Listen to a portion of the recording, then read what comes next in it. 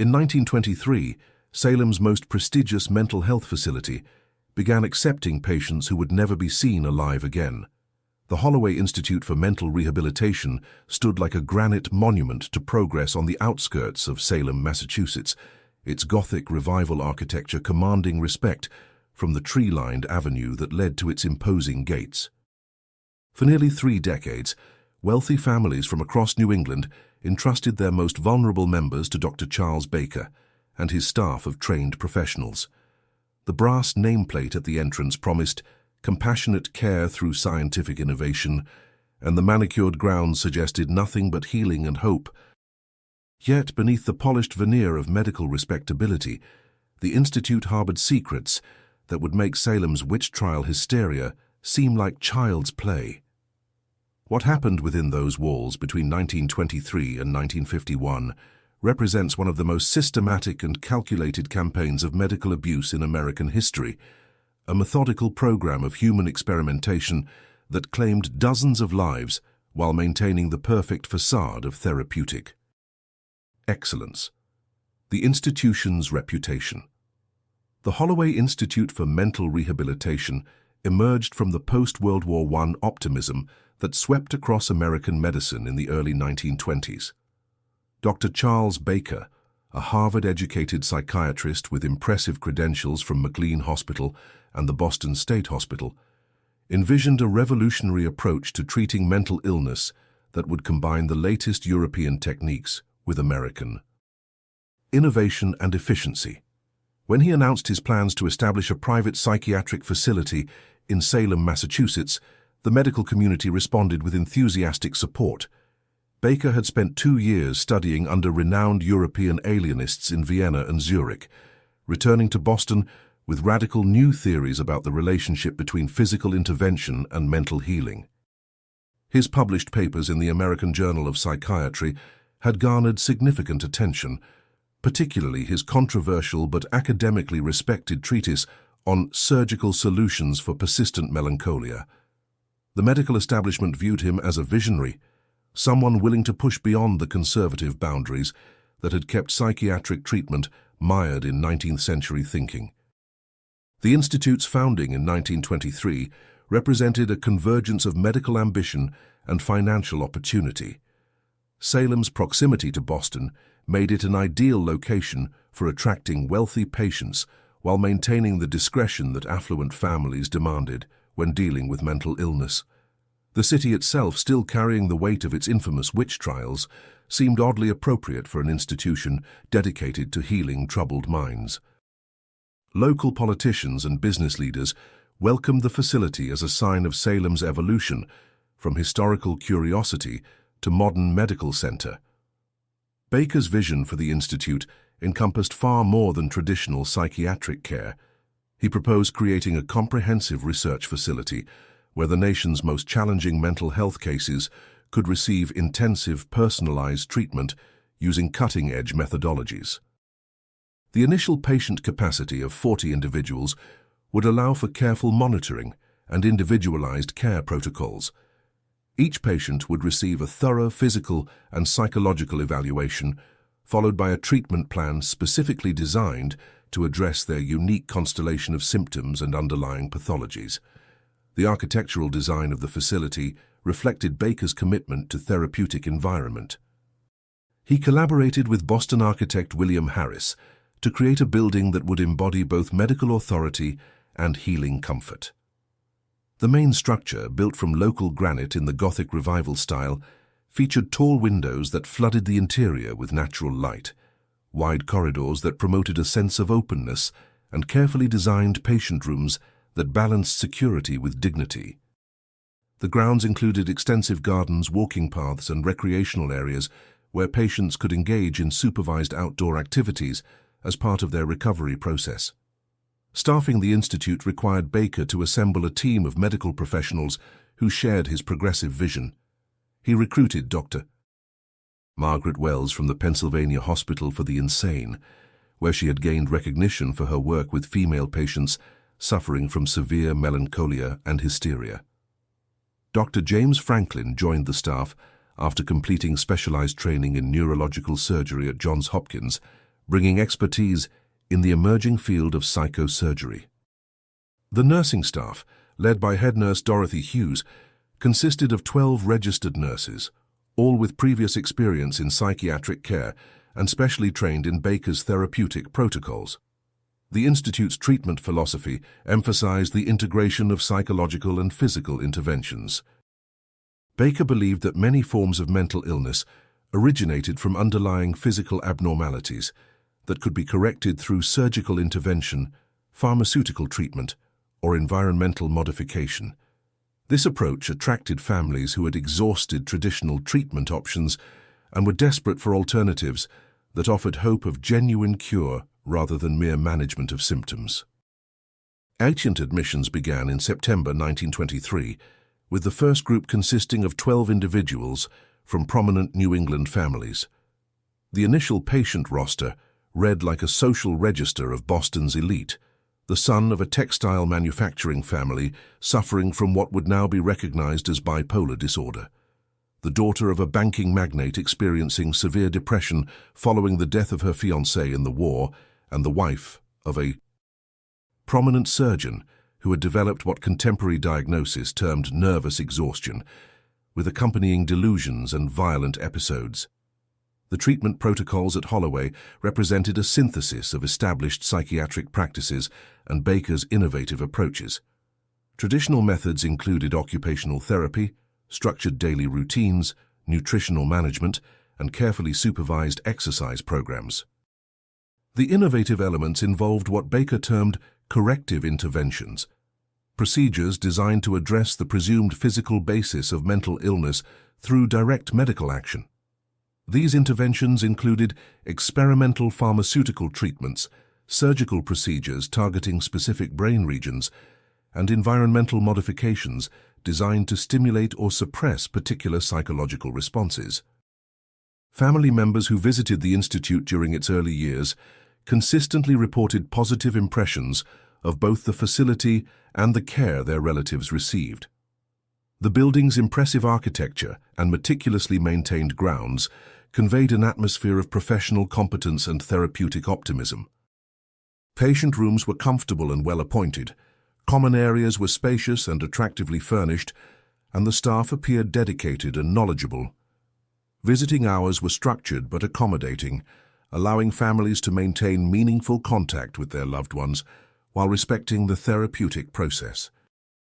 The Institute's reputation grew steadily throughout the 1920s, enhanced by Baker's continued publication of research findings and his presentations at national psychiatric conferences.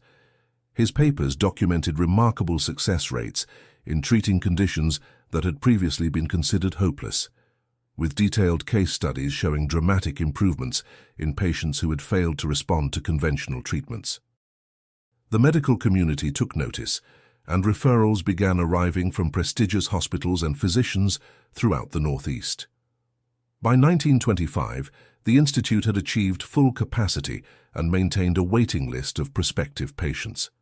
Baker used this success to secure funding for expansion, adding a new wing that increased patient capacity to 75 individuals. The expansion included additional treatment rooms, a modern surgical suite, and enhanced laboratory facilities for conducting the research that was becoming an increasingly important component of the Institute's mission. The new facilities allowed Baker to accept more challenging cases and pursue more ambitious treatment protocols. The staff expansion that accompanied the physical growth of the facility brought additional medical professionals who shared Baker's commitment to innovative treatment approaches. Dr. Robert Anderson joined as Associate Director, bringing experience from the Government Hospital for the Insane in Washington, D.C., where he had worked with patients whose conditions were considered particularly severe or treatment-resistant. Dr.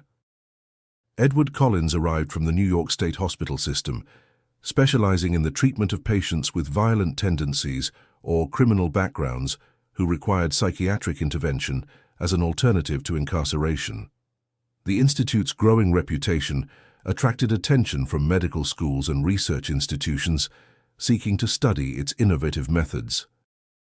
Harvard Medical School established a formal relationship that allowed advanced students to complete psychiatric rotations at the facility, providing them with exposure to cutting-edge treatment techniques while adding to the institute's professional prestige. The Massachusetts State Board of Health designated Holloway as a model facility, recommending its approaches for adoption by other psychiatric institutions throughout the state. Financial success accompanied the institute's medical reputation. The combination of full patient capacity, premium pricing that reflected the facility's exclusive status, and research grants from pharmaceutical companies and medical foundations provided Baker with resources to expanding and refining his treatment programs. The institute's financial stability allowed for continued investment in equipment, staff training, and facility improvements that maintained its position at the forefront of American psychiatric care. Professional recognition reached its peak in 1928 when Baker was elected to the American Psychiatric Association's Board of Directors and invited to present the keynote address at the organization's annual conference. His presentation, titled "The Future of Psychiatric Medicine: Integration of Physical and Psychological Intervention," outlined his vision for transforming mental health treatment through scientific innovation and clinical boldness. The standing ovation he received from his colleagues confirmed his status as one of the leading figures in American psychiatry. The institute maintained detailed records of its operations during these early years, documenting both routine administrative matters and the more specialized research activities that distinguished Holloway from conventional psychiatric facilities. These records, preserved in Baker's personal files, revealed the systematic nature of his approach to both patient care and medical research. Every aspect of institute operations was carefully planned and monitored, from staffing schedules and patient assignments to research protocols and publication strategies. The research component of the institute's mission attracted substantial external funding from pharmaceutical companies interested in testing new medications and treatment approaches. Companies like Parke-Davis and Eli Lilly provided financial support for studies examining the effectiveness of experimental compounds in treating various forms of mental illness. These partnerships allowed Baker to offer his patients access to cutting-edge treatments while generating revenue that supported the institute's continued expansion and innovation. Baker's publications during this period established him as a leading authority on psychiatric treatment and research methodology. His articles appeared regularly in the American Journal of Psychiatry, the Journal of Nervous and Mental Disease, and other prestigious medical publications. These papers described innovative treatment approaches, reported on research findings, and outlined theoretical frameworks that influenced psychiatric practice throughout the United States. The consistent quality and originality of Baker's work earned him invitations to lecture at medical schools and professional conferences across the country. The success of the Holloway Institute during its first 5 years of operation seemed to validate Baker's vision of integrating research and treatment in a way that advanced both scientific knowledge and patient care. The facility's impressive outcomes, prestigious professional relationships, and substantial financial resources positioned it as a model for the future of American psychiatry. Medical students and practicing physicians sought opportunities to observe Baker's methods and learn from his innovations. The Institute's waiting list grew longer each year as families sought access to treatments that promised hope for conditions that had previously been considered hopeless. The Institute's success story seemed unassailable as the 1920s drew to a close. Patient outcomes continued to exceed expectations, family satisfaction remained high, professional recognition grew steadily, and financial performance supported continued expansion and innovation.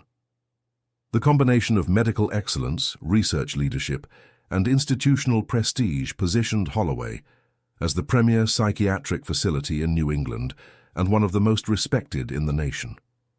Yet beneath this impressive facade, practices were developing that would eventually reveal the true nature of Baker's scientific innovation and the real meaning of his commitment to pushing beyond conventional boundaries. The very success that protected the Institute from scrutiny also enabled the systematic abuse that would define its true legacy. Ignored signs.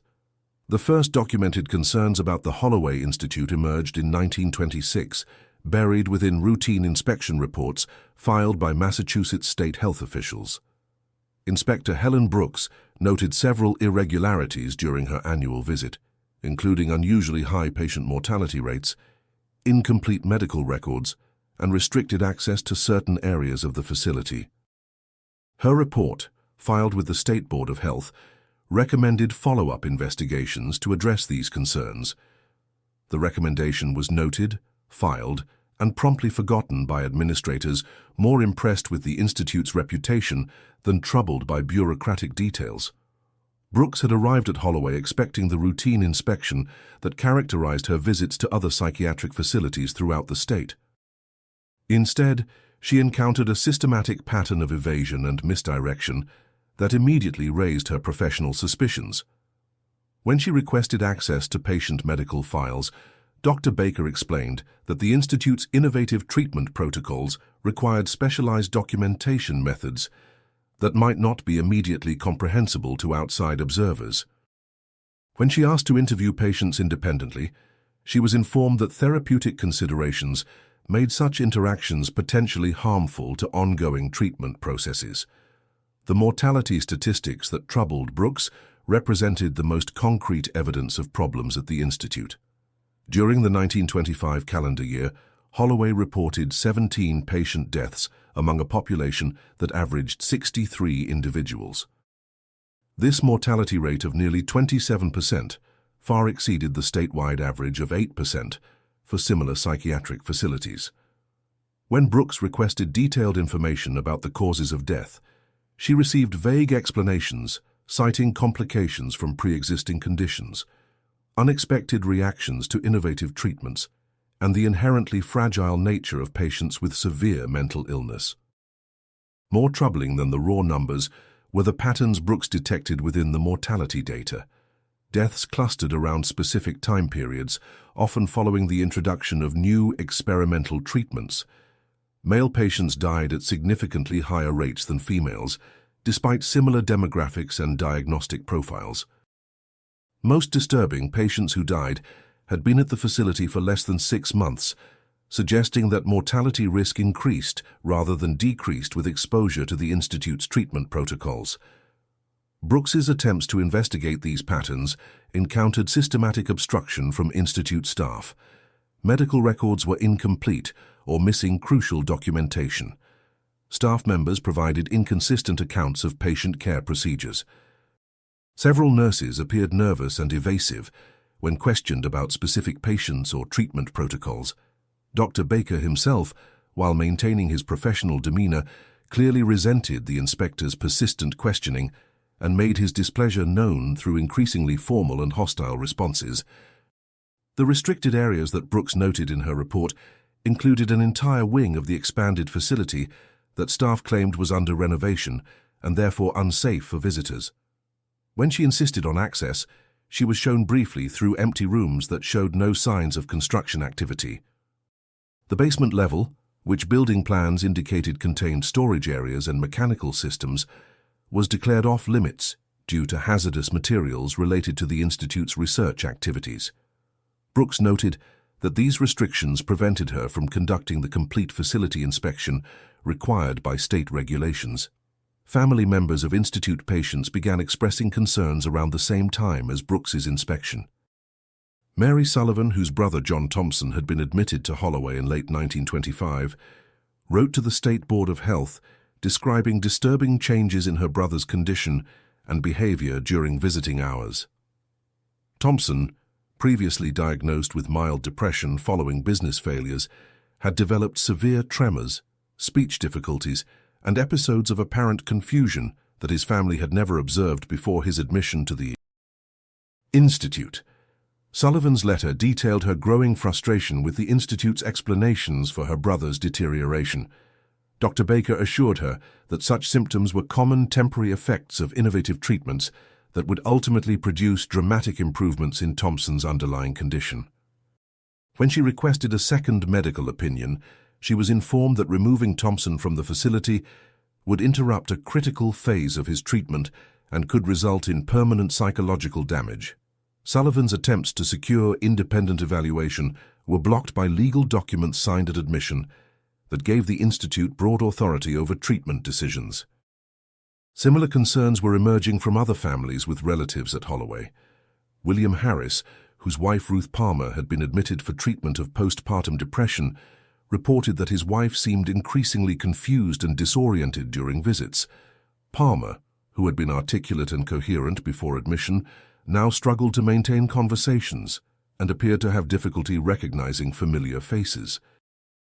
When Harris questioned staff about these changes, he received explanations similar to those given to other concerned families. Temporary effects of cutting-edge treatments that would ultimately restore his wife to better health than she had enjoyed before her illness. The pattern of family concerns extended beyond changes in patient behavior to include restrictions on visiting privileges and communication.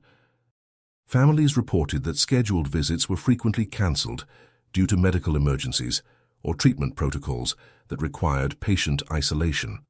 Letters from patients became increasingly incoherent or stopped altogether, with staff explaining that written communication could interfere with therapeutic progress. Phone calls were monitored and often terminated abruptly when patients attempted to describe their experiences at the facility. Local community members also began noting unusual activities at the institute that seemed inconsistent with its stated mission of psychiatric treatment. Residents living near the facility reported frequent nighttime deliveries of unmarked vehicles that arrived through a service entrance away from the main building. Construction activities continued at all hours, despite the institute's claims that renovation work was suspended. Most disturbing, neighbors occasionally heard sounds from the facility, screams, mechanical noises, and other disturbances that seemed inappropriate for a medical institution dedicated to healing. The medical community's response to these emerging concerns reflected the institute's established reputation and Baker's professional standing. When Inspector Brooks shared her findings with colleagues at the State Board of Health, she encountered skepticism about her observations and suggestions that her concerns stemmed from unfamiliarity with innovative psychiatric techniques. Baker's published research and conference presentations provided compelling explanations for the unusual aspects of Holloway's operations, and his professional credentials made criticism seem inappropriate or professionally motivated. Dr. George Mitchell, the State Board of Health's chief psychiatric consultant, reviewed Brooks's report and concluded that her concerns reflected misunderstanding rather than genuine problems. Mitchell had known Baker professionally for several years and considered him one of the most promising researchers in American psychiatry. The mortality rates at Holloway, while higher than average, could be explained by the facility's willingness to accept particularly challenging cases that other institutions rejected. The innovative nature of Baker's treatments naturally involved some risk, but the potential benefits justified accepting higher mortality rates than those associated with conventional approaches. The few medical professionals who privately expressed concerns about Holloway found themselves professionally isolated and under pressure to reconsider their positions. Dr. Joseph Carter, a Boston psychiatrist who had referred several patients to the institute, began questioning the facility's methods after receiving disturbing reports from families. When he attempted to discuss his concerns with colleagues, he was reminded of Baker's reputation and achievements, and his questions were characterized as professional jealousy rather than legitimate medical concerns. Carter's attempts to investigate further were blocked by the Institute's policies regarding patient confidentiality and treatment protocols. When he requested detailed information about specific patients he had referred, he was provided with summary reports that offered little insight into actual treatment methods or patient responses.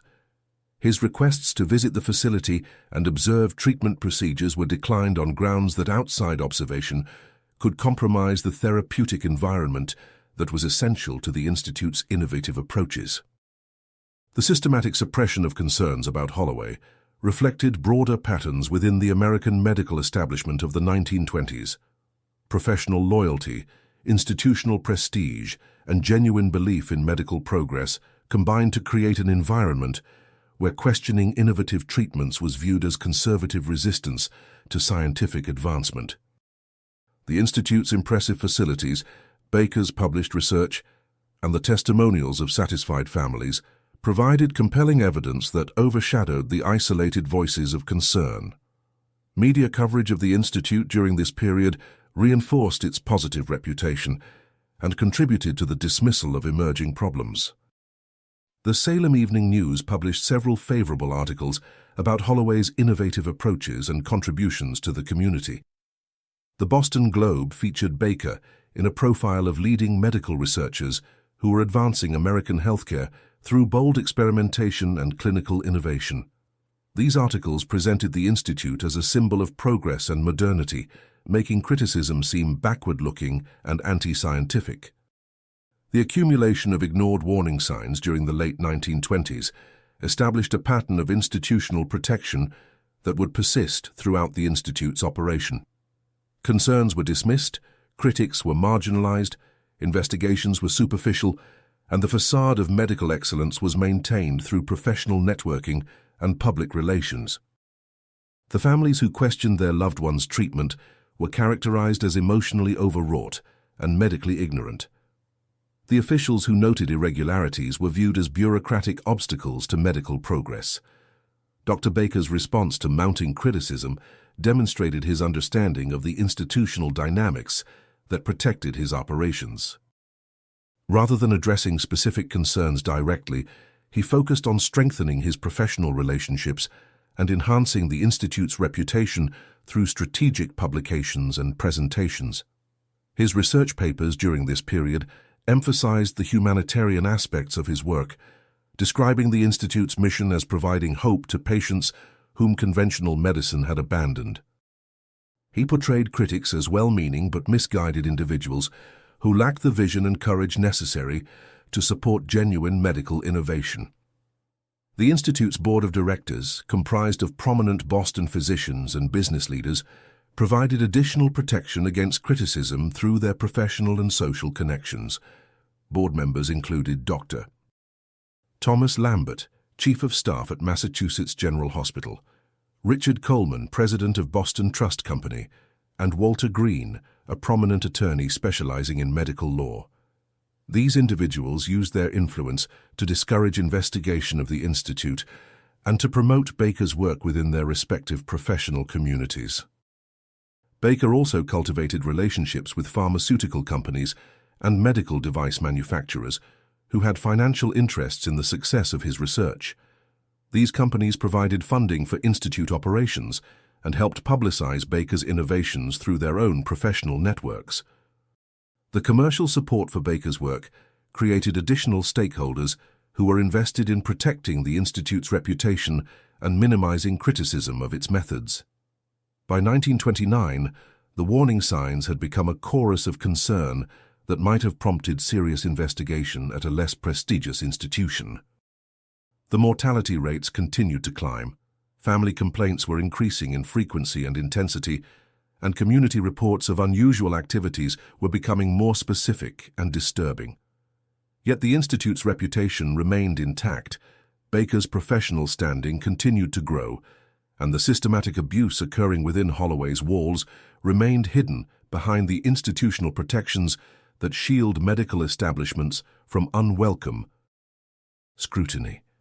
The very success that had built the Institute's reputation now served as an impenetrable barrier against the truth about what was happening to the patients who disappeared behind its imposing granite walls. Horror uncovered. The first crack in Holloway's carefully constructed facade appeared in March 1930, when patient Dorothy Hughes escaped from the facility during a severe New England snowstorm. Hughes, who had been admitted 6 months earlier for treatment of what her family described as nervous exhaustion following her husband's death, managed to break free from a basement treatment room and flee into the night wearing only a hospital gown. She was found 12 hours later by Salem police, severely frostbitten but alive, huddled in a downtown doorway and repeating the same phrase over and over. "They cut into our brains while we're awake." Hughes's rescue created the first public exposure of conditions inside the Institute.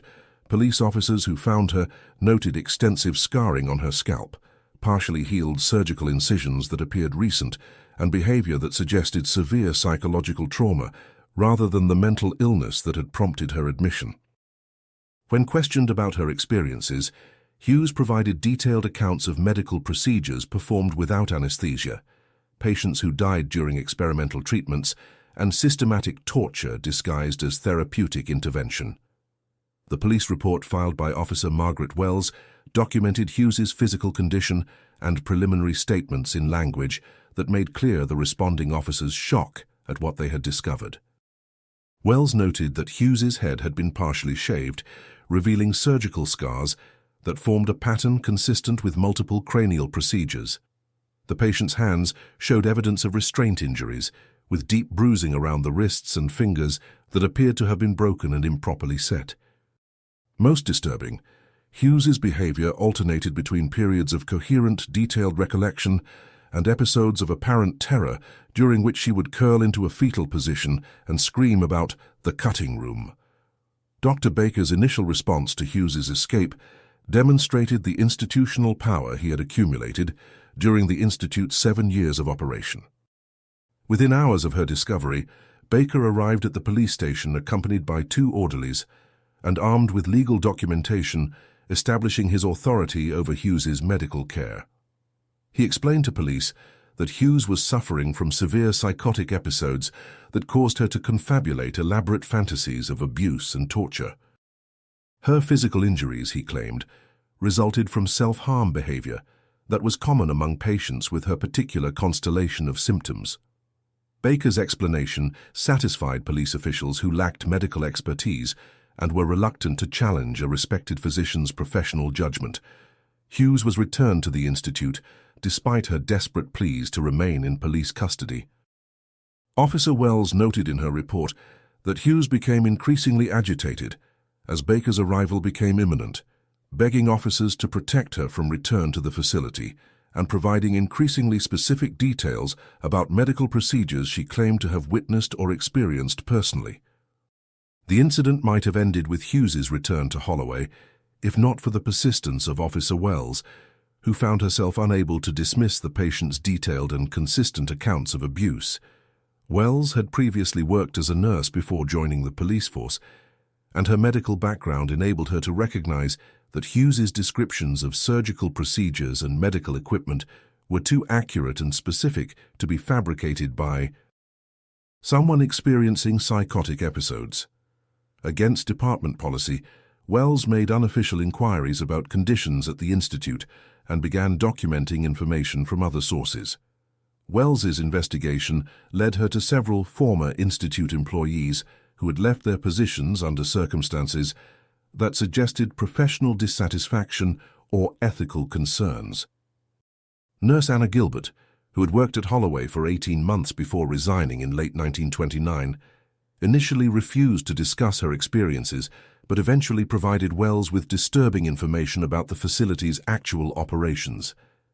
Gilbert described a systematic program of medical experimentation that used patients as unwilling subjects for procedures that had no therapeutic purpose. According to Gilbert's account, the Institute's treatment protocols included experimental brain surgeries designed to test theories about the physical basis of mental illness rather than to help individual patients.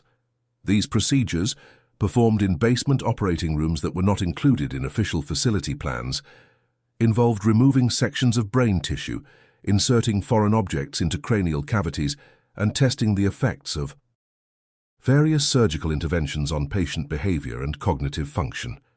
Patients were kept conscious during many procedures so that doctors could observe immediate effects of their interventions. Gilbert's revelations extended beyond surgical experimentation to include pharmaceutical testing, using substances that were not approved for human use. Patients received injections of experimental compounds developed by pharmaceutical companies in collaboration with Institute researchers. The effects of these substances were carefully documented, but no consideration was given to patient welfare or long-term consequences. Many patients who participated in pharmaceutical experiments developed severe side effects, including permanent neurological damage, organ failure, and death. The systematic nature of the abuse at Holloway became clear as Wells continued her investigation, and additional sources provided information about the Institute's operations. Orderly James Franklin, who had worked at the facility for 2 years before being dismissed for attitude problems, described a basement complex that had been designed specifically for conducting medical experiments on unwilling subjects. This area, accessible only to senior staff members, contained operating rooms, recovery areas, and what Franklin termed observation cells, where patients were monitored during and after experimental procedures. Franklin's description of the basement facility revealed the extent of Baker's deception regarding the Institute's true purpose. While the main floors maintained the appearance of a respectable psychiatric hospital, the basement had been converted into a research laboratory where human subjects were used to test theories about mental illness, surgical techniques, and pharmaceutical interventions. The facility included specialized equipment for brain surgery, vivisection, and other procedures that had no legitimate therapeutic purpose, but served the interests of medical researchers seeking to advance their careers through publication of experimental results. The patient selection process for experimental procedures followed patterns that reflected both practical considerations and systematic discrimination.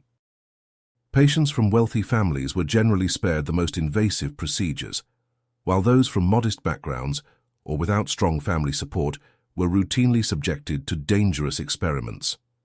Male patients were preferred for surgical procedures because their larger brain size made them better subjects for testing various surgical approaches.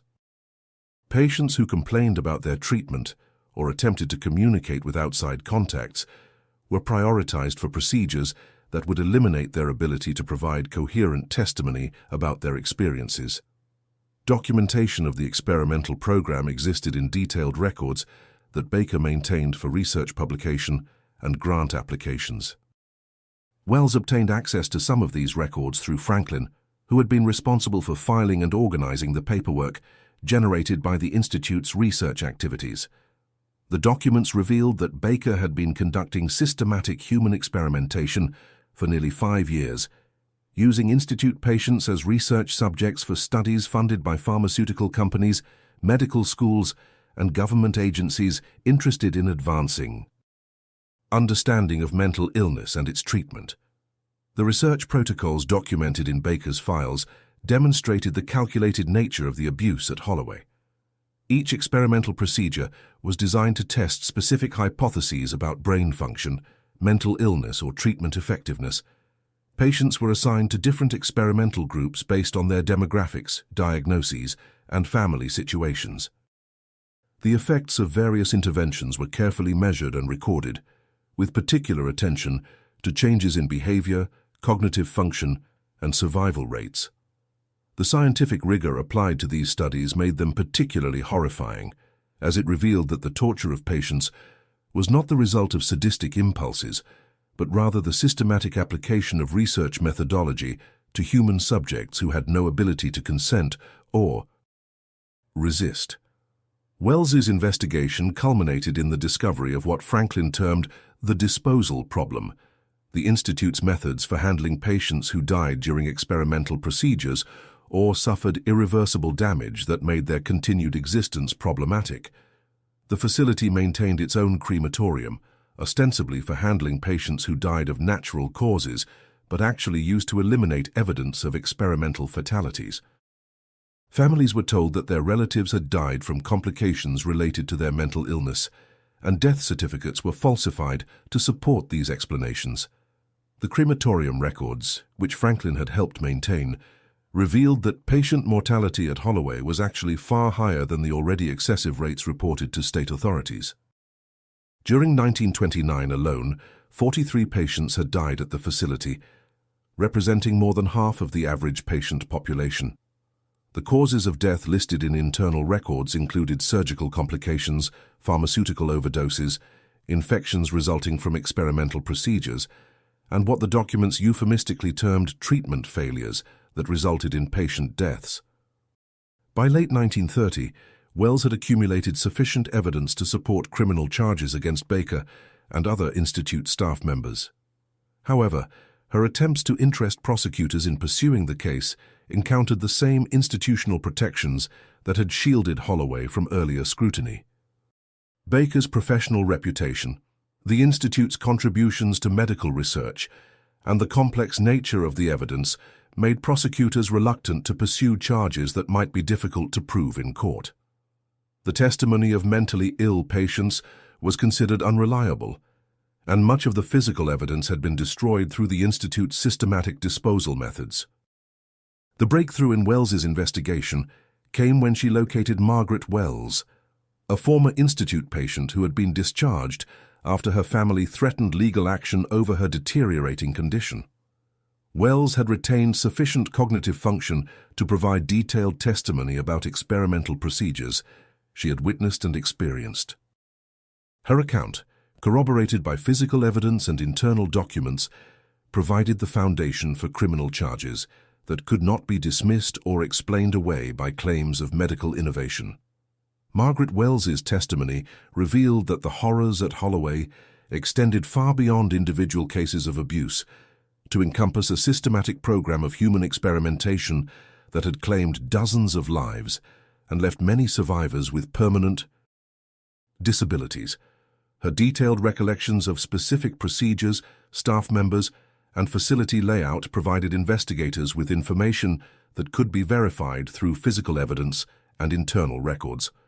Most importantly, her testimony demonstrated that patients had been fully aware of what was being done to them, contradicting Baker's claims that experimental subjects were too mentally ill to understand or remember their treatment.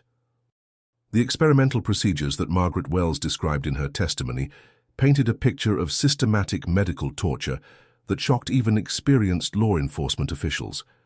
She recounted being strapped to operating tables while conscious and forced to watch as surgeons removed portions of her brain tissue. She described pharmaceutical experiments in which patients were injected with unknown substances and then observed as they experienced convulsions, paralysis, and other severe reactions.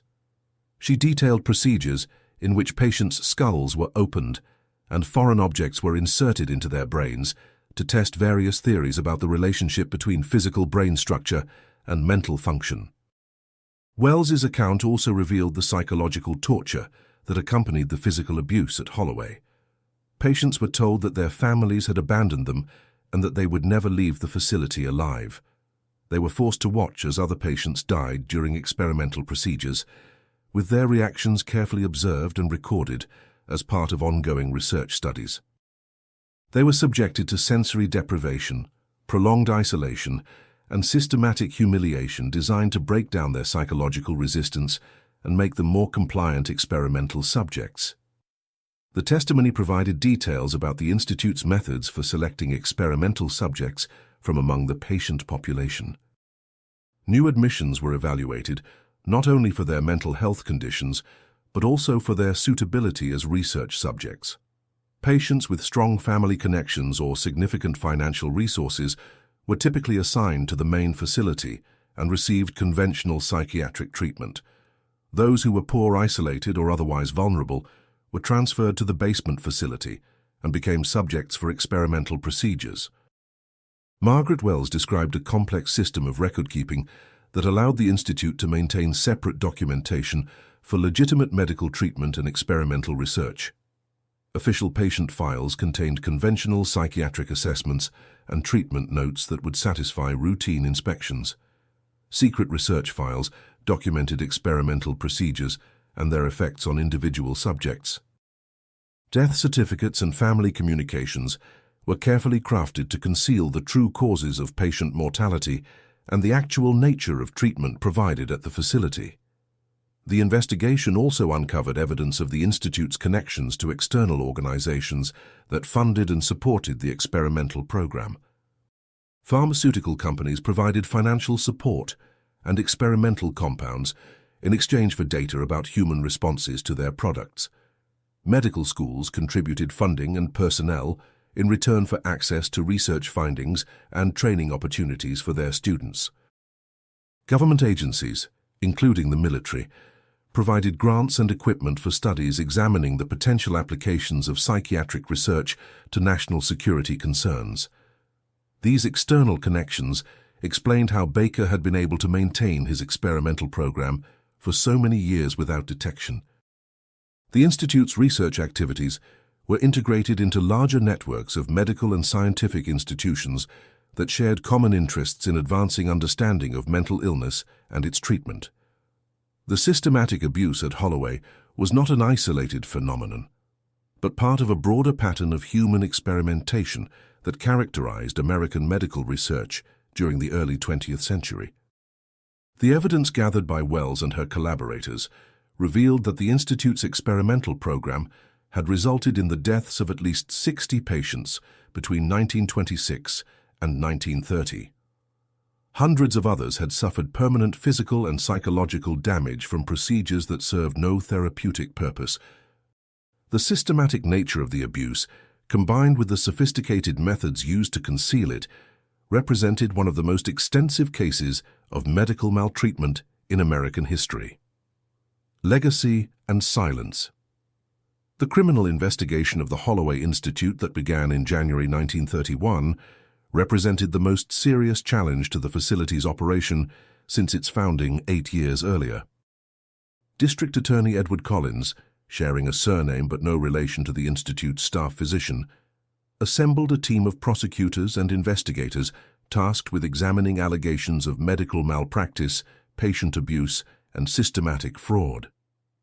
The investigation's scope encompassed not only the Institute's treatment protocols, but also the network of professional relationships and financial arrangements that had enabled its operation.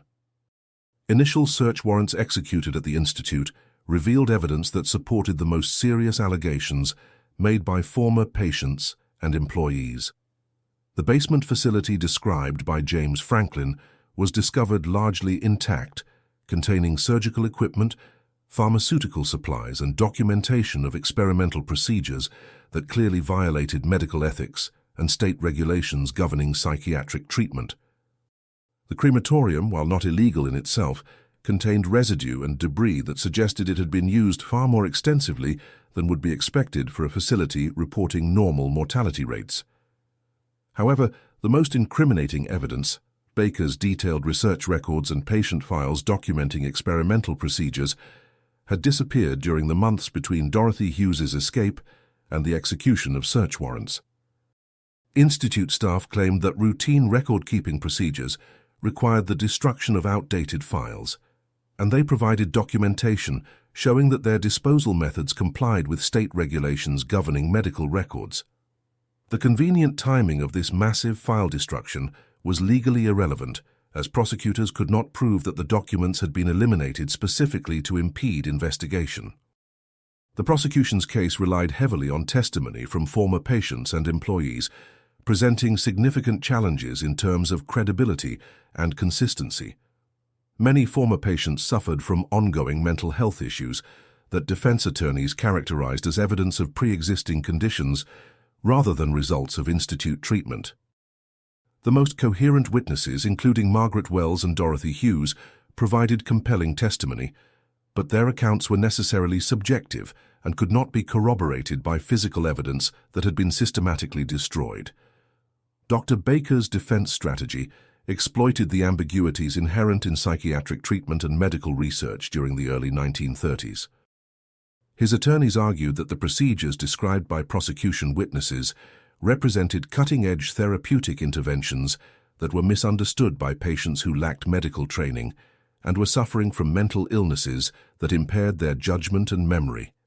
The basement facilities were characterized as specialized treatment areas designed to provide intensive care for the Institute's most severely ill patients.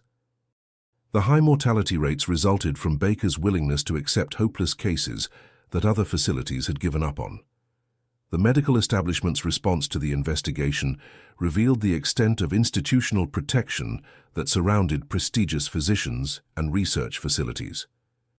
Professional organizations issued statements supporting Baker's innovative work and questioning the wisdom of prosecuting medical pioneers who were advancing the frontiers of psychiatric treatment.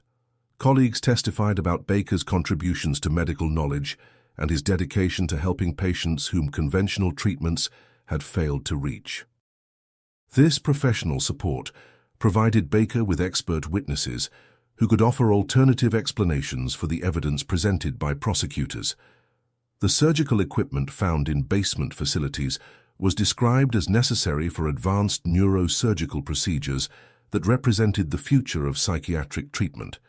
The pharmaceutical supplies were characterized as experimental medications being tested under proper medical supervision. The crematorium was explained as a practical necessity for a facility treating patients with infectious diseases or other conditions that required special handling of remains. The trial that began in September 1931 attracted national attention as the first major prosecution of a physician for systematic abuse of psychiatric patients. Medical journals followed the proceedings closely, with most coverage emphasizing the dangers of prosecuting innovative medical research and the potential chilling effect on medical progress.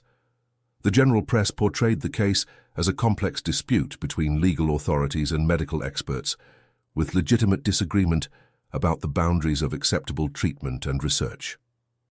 Jury selection reflected the challenges facing prosecutors in a case that required laypeople to evaluate complex medical evidence and expert testimony. Many potential jurors expressed reluctance to judge medical professionals whose expertise far exceeded their own understanding. The final jury consisted largely of individuals with limited education or medical knowledge, making them susceptible to intimidation by expert witnesses and confusion about technical aspects of the evidence. The prosecution's presentation of evidence faced constant challenges from defense objections and expert testimony that provided alternative interpretations for even the most damning discoveries. When prosecutors presented evidence of unauthorized surgical procedures, defense experts testified about the experimental nature of psychiatric treatment and the necessity of trying new approaches for patients who had exhausted conventional options. When witnesses described pharmaceutical experiments, defense experts explained the importance of testing new medications under controlled conditions where adverse effects could be properly monitored and treated. The most devastating blow to the prosecution case came when several key witnesses recanted or modified their testimony under cross-examination. Dorothy Hughes, who had provided the initial evidence of abuse at the institute, became confused and contradictory when questioned about specific details of her experiences. Defense attorneys suggested that her mental illness made her testimony unreliable and that her vivid descriptions of abuse resulted from delusions rather than actual experiences. James Franklin, the former orderly whose information had guided the investigation, admitted under oath that he had been dismissed from the institute for theft and had significant financial motivation to provide damaging testimony against his former employer. His detailed knowledge of facility operations, which prosecutors had presented as evidence of his credibility, was recharacterized by defense attorneys as the result of his privileged access to confidential information that he was now misusing for personal revenge. The testimony of Margaret Wells, initially the prosecution's most credible witness, was undermined by defense experts who testified that her ongoing psychological problems made it impossible to distinguish between actual memories and trauma-induced fantasies. Her detailed recollections, which had convinced investigators of their accuracy, were explained as the type of elaborate confabulations commonly associated with certain forms of mental illness. By November 1931, the prosecution case had been systematically dismantled through expert testimony, witness credibility challenges, and the absence of physical evidence that could definitively prove criminal wrongdoing. The jury deliberated for less than 6 hours before returning verdicts of not guilty on all charges against Baker and other institute staff members. The foreman later told reporters that while the jury believed something inappropriate had occurred at the facility, the prosecution had failed to prove criminal intent or demonstrate that the defendant's actions fell outside the bounds of legitimate medical practice. The acquittal of Baker and his associates marked the effective end of scrutiny regarding the institute's operations. Professional medical organizations issued statements vindicating innovative physicians who were willing to push beyond conventional boundaries in their efforts to help suffering patients. The Massachusetts State Board of Health conducted a superficial review of the institute's operations and concluded that while some procedures might benefit from additional oversight, no systematic violations of medical ethics or state regulations had been identified. The institute itself closed quietly in 1932, officially due to financial difficulties resulting from the legal proceedings and associated negative publicity. Baker relocated to California, where he established a private psychiatric practice and continued publishing research based on his work at Holloway. His subsequent career included appointments at prestigious medical institutions and continued recognition as an innovator in psychiatric treatment. He never faced additional scrutiny regarding his Massachusetts activities and retired in 1965 with a reputation as a pioneering researcher who had advanced understanding of mental illness. The patients who survived their experiences at Holloway found themselves in a difficult position following the institute's closure. Many suffered from ongoing physical and psychological problems that conventional medical practitioners were ill-equipped to understand or treat. Their attempts to obtain compensation or acknowledgement of the abuse they had endured were consistently unsuccessful, as they lacked credible evidence and were viewed as unreliable witnesses due to their mental health histories. Dorothy Hughes spent the remainder of her life in various psychiatric institutions, never recovering from the trauma of her Holloway experience. Her repeated attempts to tell her story were dismissed as manifestations of her mental illness, and she died in 1956 without ever receiving acknowledgement or justice for what she had endured. Margaret Wells managed to maintain some independence, but struggled with ongoing neurological problems that affected her speech and motor function. She made several attempts to interest journalists and investigators in the Holloway story, but found no one willing to pursue a case that had already been adjudicated. The physical evidence of the Institute's crimes was systematically eliminated following the facility's closure. The building was sold to developers who demolished the basement facilities and converted the main structure into luxury apartments. The crematorium was destroyed, along with any remaining evidence of the disposal methods used to conceal patient deaths. The carefully manicured grounds were subdivided for residential development, leaving no trace of the institution that had operated there for nearly a decade. Official records related to the institute were sealed by court order, ostensibly to protect patient confidentiality, but effectively preventing future investigation of the facility's operations. The Massachusetts State Archives contains only routine correspondence and licensing documentation that reveals nothing about the systematic abuse that occurred at Holloway.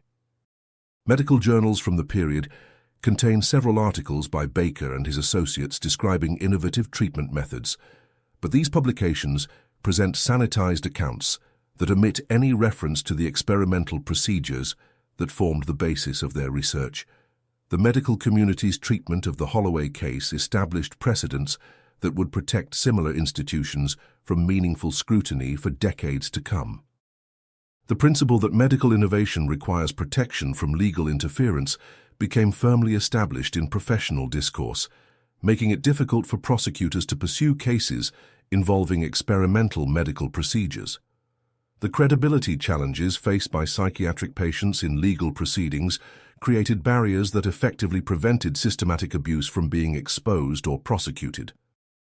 The legacy of the Holloway Institute extends far beyond the specific crimes committed within its walls during the 1920s and early 1930s. The institutional protections that enabled Baker's abuse of patients, the professional networks that shielded him from consequences, and the systematic elimination of evidence established patterns that would recur throughout American medical history. The case demonstrated how prestigious institutions could exploit vulnerable populations while maintaining facades of respectability and professional excellence. The silence that ultimately engulfed the Holloway story reflects broader patterns of institutional amnesia that characterize American responses to systematic abuse. The transformation of the Institute's site into luxury housing symbolized the country's preference for forgetting uncomfortable truths rather than confronting evidence of institutional maltreatment. The residents who now live where patients once suffered and died have no knowledge of the horrors that occurred beneath their carefully renovated homes. The few documents that survive from the Institute's operation to reside in private collections and institutional archives, accessible only to researchers who know where to look and what questions to ask. Occasional academic papers reference the Holloway case as an example of early psychiatric research, but these scholarly treatments focus on medical methodology rather than patient welfare.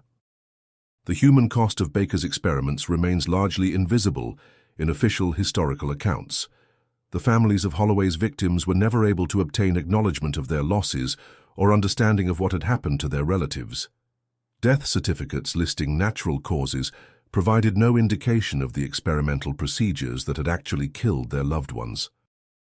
The systematic deception maintained by the Institute meant that families went to their graves believing that their relatives had died from mental illness rather than medical abuse. Today, the site of the Holloway Institute shows no trace of its dark history. The luxury apartments that occupy the former facility command premium prices due to their historic architecture and prestigious Salem location. Real estate listings describe the Gothic Revival stonework and expansive grounds, without mentioning the systematic human experimentation that once occurred there.